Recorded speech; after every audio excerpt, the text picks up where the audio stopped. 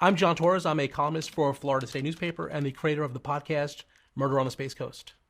You're right now working on Crosley Green's case. Why? Why this case? It has all the elements that we have been talking about on the podcast for years and years about Brevard County and troublesome incarcerations, arrests, and convictions where people like Crosley Green were arrested and tried with seemingly very little evidence in these cases. Your own paper called this period of time and Brevard County culture of corruption.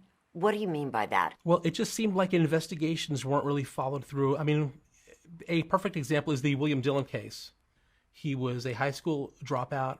He had a previous arrest, just an easy target. He was going nowhere, and he was in the wrong place at the wrong time, and so it was just pinned on him. And what they used was a dog handler who was proven to be a fraud later on, and jailhouse informants who were given deals to say that he confessed to me. It seems like the same formula in all these cases. It's the same exact formula.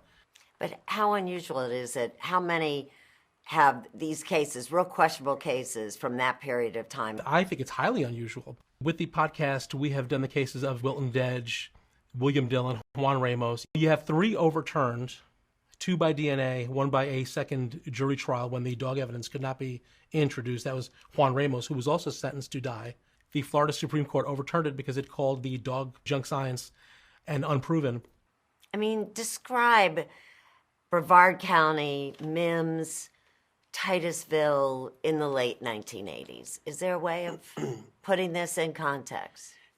I think that back then especially, we want to believe police officers. We want to believe prosecutors. We want to believe the victims of crimes. It wasn't until years later when all these other cases began to come out of Brevard County that we saw, well, gee, I mean, this happens a lot.